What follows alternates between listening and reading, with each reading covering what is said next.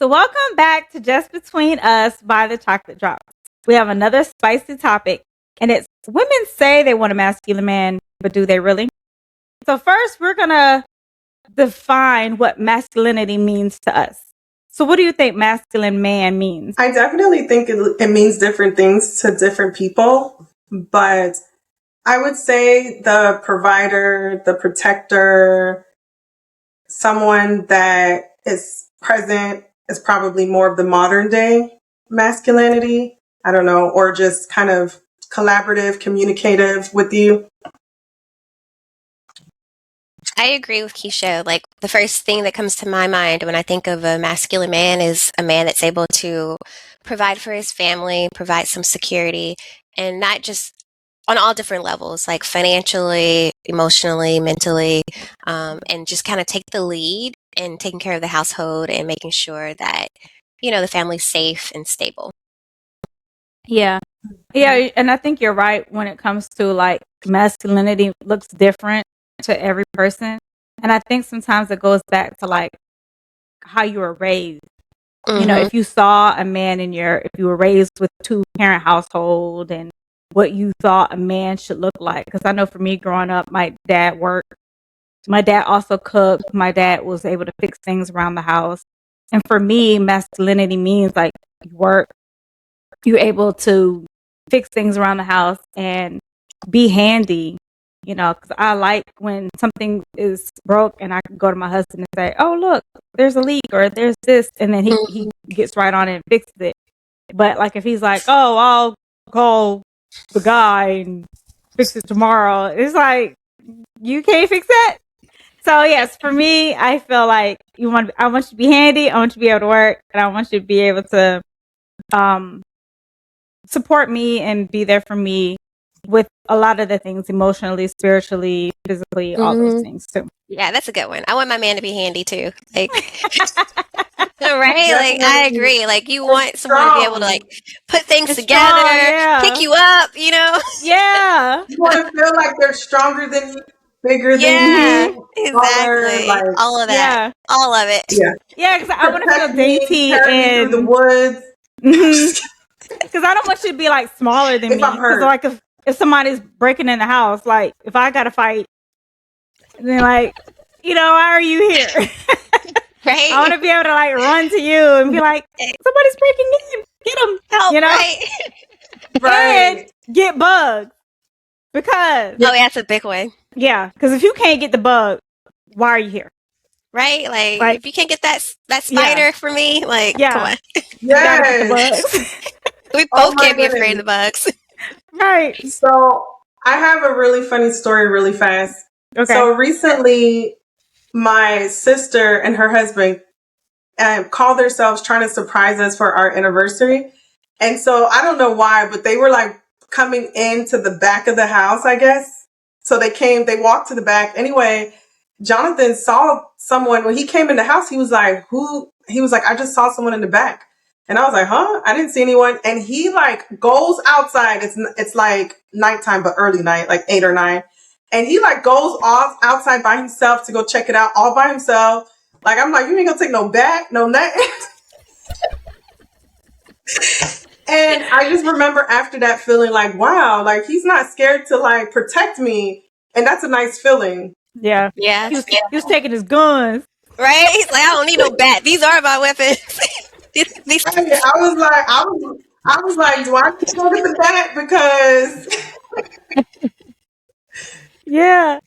So, okay, so now that we have defined masculine men, do you feel like it's hard for like a strong woman or an independent woman to be able to, I guess, accept the lead with a masculine man? I will say, I think it probably would be challenging if you have like an alpha female with an alpha male, because I just think naturally they're going to bump heads, like, especially too, depending on what stage of life they're in. Like if she already has her career, she already has like her own like house and is used to being single for a long time, then I think trying to follow the lead of a man when you're used to like making your own decisions without having to consult anyone would be very difficult and very challenging for that. But I mean, it's possible and I think it could work, but I think it would definitely be some bumps that they would have to like overcome for it to work. Mhm. And they would need good communication because, yeah, I think that it would probably be very difficult at first. Right. Yeah, for me, I think it's just natural to fall into a feminine space when you're with a masculine man. And I think for me, I feel like I naturally want to like bow down or respect the man, the masculine presence around me just because I have such a respect for what it represents. And I'm thinking of what it represents too in terms of the Bible as well, because the man is the person who ultimately makes the decisions at the end of the day. Mhm. So when I think about it from that perspective, and I think about the fact that Jehovah uses the man in that way where men don't have the emotional part that we have. So that naturally makes me like respect his authority in a sense, or not authority, but respect his like headship, his masculinity, and fall into a place where I am respecting his masculinity also. I don't know if that makes sense or if that's Yeah. confusing. Yeah, But or that's you're more kind of- like subjective, you know? Right. yeah, it makes it easy to do that just because of the fact that like I can respect that and understand that, and I understand the reason behind it as well, because I think about myself and my weaknesses and being emotional, and I'm like, oh, I don't want to make no decisions this week because this might be an emotional decision. So in that case, it makes me naturally appreciate a man and his masculinity and what he brings to the table in the marriage. Right. So yeah, so I'm gonna come back to what you just said, but I do feel like it could be a challenge or very difficult if a woman in her stage of life is already super independent, like having a career, make so much money, and have been single for some time to be able to make big decisions on her own, especially when it just comes to like travel, purchases, kind of big life decisions. And then to get into a relationship where maybe now the man is like, no, we need to save money. We don't need to travel. Or no, you don't need to buy that. Mhm. That might bring some pushback to where it's like, I've been doing this whole time. Like, I know what I'm doing. But then if we're respecting headship or respecting that masculine energy that we now have in the house, I think it could be quite challenging. But going back to what you were saying, Keisha, like just respecting those roles as like the headship and being submissive, I feel like society sometimes twists what those mean. And Mhm. now women are like, what you mean submissive? We like, it's like a word that we just don't want Like to a trigger hear. word that people Like, don't want to yeah, hear, a right? trigger Like, word, I'm not because submitting to you. Like, submission or being submissive can have like a negative vibe from a lot of women I know, because they feel like submission is like, okay, yes, whatever you say. Okay, no, I don't have an opinion, just whatever. And that doesn't mean that. It doesn't mean that you don't have a voice. It doesn't mean that you can't state your opinion or even lead into a direction where you feel like the family should go. Of course, ultimately, the husband will say, okay, well, this is what we're going to do. And that could be something along with what the wife said, or it could be, I heard what you said, but I really feel like this is what we need to do. So I think sometimes that can be a challenge as well, even if you're not someone who has been single or older, where you've been maybe making decisions on your own for quite some time. But to be able to now step in a place where it's not just about you, it's now I have to not so much ask my husband, but like at least let them know. consult with them, yeah. Consult, yeah, because Mhm. I know I ain't gonna lie, I've been struggling. Because sometimes I just kind of like do, and then he's like, "You ain't tell me that," and I'll be like, "Was I supposed to, or did I have to?" But I think for the man to feel respected because he's masculine, he wants that information, and that's Mhm. something I've been really working on is like, let me let him know, let me run this by him so that he can feel like I'm including him so that he can have that respect feel from me and not feel like I'm just in here by myself, you know? Yeah. And I agree. I feel like men who have that masculine energy, they're even more big on respect, and like they cherish that feeling of feeling respected by their wife and by their children even more so. And so like you said, when they feel like they're not getting that, it can really cause issues in the relationship. Mm-hmm.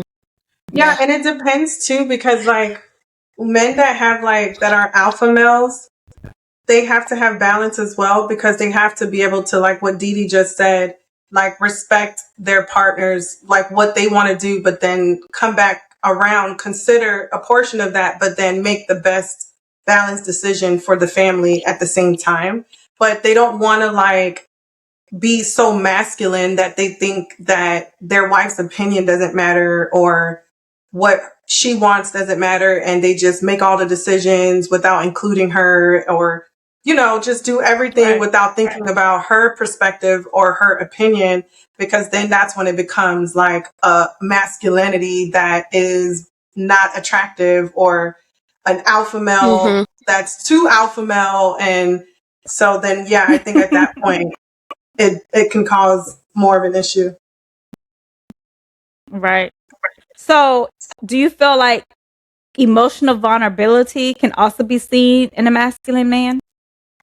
Oh, most definitely. I feel Absolutely. like being in tune with your emotions, being able to cry, being able to express your feelings, like all that, it's about being a strong masculine man. I think that in the past, there's been this stigma that like men who cry or talk about their feelings are weak. But in actuality, when you're able to be vulnerable and express yourself and communicate openly, that to me is very attractive. And I think that's very masculine, to be able to feel strong enough in who you are to be able to share your Yeah. your feelings and be vulnerable. Exactly. That's true masculinity, because like having that emotional intelligence is like today, in modern times, it's not about like, oh, you're weak, don't show your emotions, don't cry, don't do this. It's like now you can just really show how strong and how masculine you are by expressing yourself, by shedding a tear with your wife from time to time when it calls for it. That is very masculine to me as well. Yeah, I feel like you definitely need both. And I feel like, especially with your wife, to be vulnerable with her, because that will make you guys come closer together. Because if you're not and you seem kind of cold or like a statue when it comes to emotions, I feel like that can kind of pull you apart. But taking that lead, being the man, being able to fix things, and being able to be vulnerable and expressive with your emotions, I feel like top notch, you know? So we want to hear from you guys. We want to hear, like, is any of this resonate with you? Do you have your own separate opinion? Is masculinity something that you look for in a man? And what part of masculinity do you define with? So here, let it go in the comments. Send this to your guy friends. Send this to your husband. Let them chime in, because we want to know. Until next time, we are the Chocolate Drops, and we'll see you next week. Bye.